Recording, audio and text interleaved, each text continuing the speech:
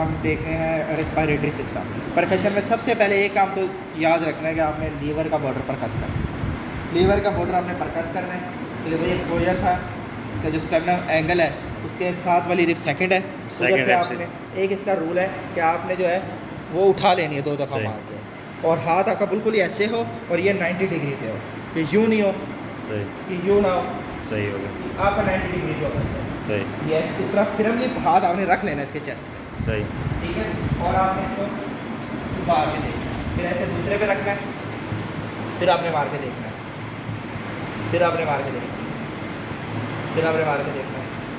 इसको एलिवेट रखोगे तो बच जाओगे, इसको इस लेवल पे लेके जाओगे तो आपका ये भी हिलने लग जाएगा, जिस हाथ में कि आपका यही फ्री फॉल गिरेगा ऊपर, सही।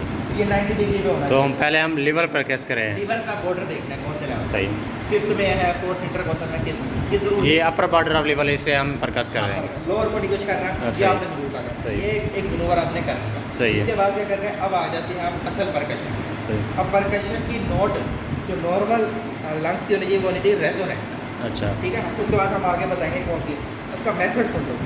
अब मेथड ये कि एपिक्स को कुछ लोग कहते हैं अल्टरनेट करो, कुछ कहते हैं एक साथ ही करो।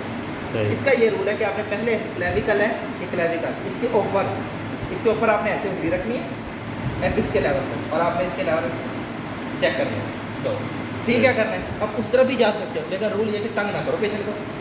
इधर रखने के बाद क्लेविकल पे 3 फिंगर से करना है, मीडियल एंड पे 3 फिंगर, यहाँ 1 फिंगर से आपने सुप्रा क्लेविकुलर किया, क्लेविकल पे आपने 3 फिंगर से मारना है, सही हो 3 गया। फिंगर से मारना, आवाज़ ज़्यादा आएगी। फिर इंफ्रा क्लेविकुलर, इसी तरीके से पहले सुप्रा क्लेविकुलर, क्लेविकुलर, फिर इंफ्रा क्लेविकुलर, इसी तरीके से पहले सुप्रा है, फिर इसको 3 फिंगर से क्लेविकुलर और फिर इंफ्रा क्लेविकुलर, तुमने करना है। उसके बाद अब आ जाती है मेन, सेकंड इंटरकोस्टल स्पेस थी, आपने इस पे पहले करना, फिर आपने जाना इस तरह, यहाँ से नीचे नहीं जाना है, ये गलती ना करना।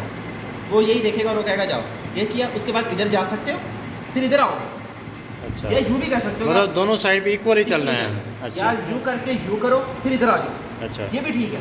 लेकिन अगर यू वाला कर दो ना सेकंड पे, फिर इधर जाओ, फिर इसी के नीचे जाओ, फिर उसी साइड पे आओ, फिर इसी के नीचे जाओ, फिर इसके साइड पे जाओ, सही, यूँ ना करना, ये करके इधर पहुँच जाओ, तो कहेगा आउट। मतलब हमने दोनों लंग्स का बराबर एक अल्टरनेटली करना। अच्छा, ठीक इधर है, सेकंड इंटरकोस्टल स्पेस में, फिर आपने नीचे आया, फिर इधर गया, उसके नीचे नहीं चला, फिर इसी के नीचे गया और इधर गया, और सबसे इंपॉर्टेंट है ये वाला, अच्छा, इधर मसला होता है, ये तो आप कर लोगे, लेटरल साइड मतलब देखनी है।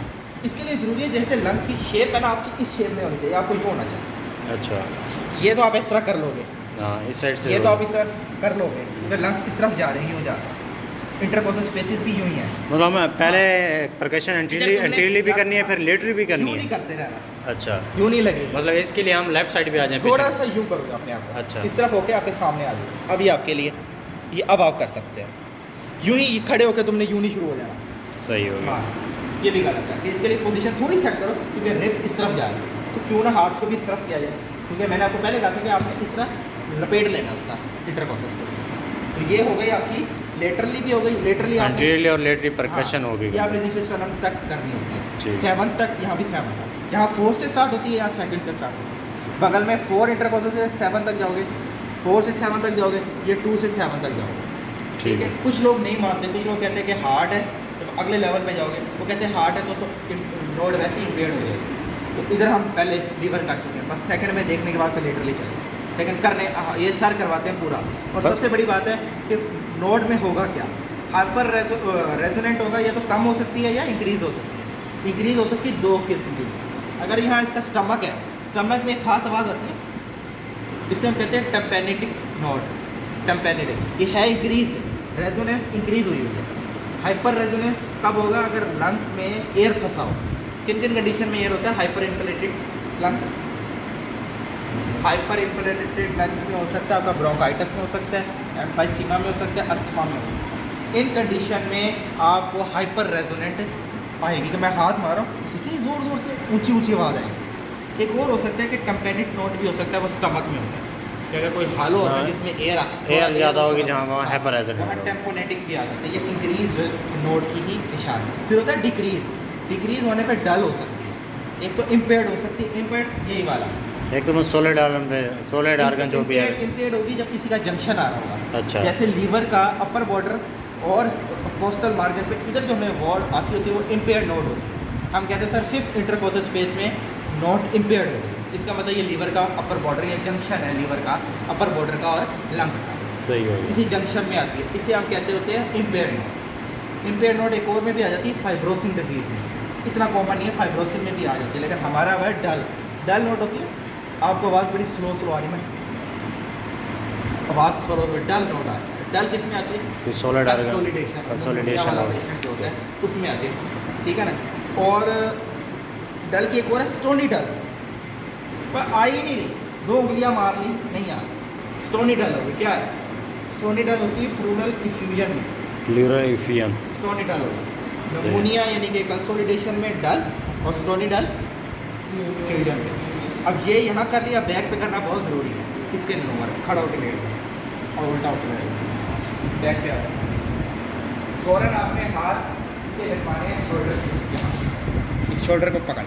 अब सबसे इम्पोर्टेंट है, आपने सबसे पहले एपिक्स को करना है। एपिक्स को करना है आपने एपिक्स को ज़रूर करना है, ठीक है। ये 2 एरिया ज़रूर करना है। ठीक हो उसके बाद आपने स्कैपुला, इस स्कैपुला के मीडियल ही चलना है। यूँ रखा हुआ है ना, ये इधर इधर आपने ये चलना है, ये रहना इसके अंदर है आपका, इधर सही। फिर ये मिड क्लेविकुलर लाइन नहीं, मिड क्लेविकुलर तो यहाँ मिड में हो जाएगी। इस स्कैपुला के इधर रखना है, सही मिड आपने इधर भी इस स्कैपुला पे रखना है। मिडिल फिंगर आपकी आधी स्कैपुला को कवर कर रही है बस, सही। स्कैपुला के अलॉन्ग चलोगे आप। इधर स्कैपुला है मेरा और ये आधी फिंगर आ रही है, क्योंकि जहाँ से मारना है ना वो साइड होनी चाहिए लंग्स, इधर बिल्कुल इस स्कैपुला के साथ साथ, इधर ये लाइन लगी हुई है, स्कैपुला के बिल्कुल साथ साथ है।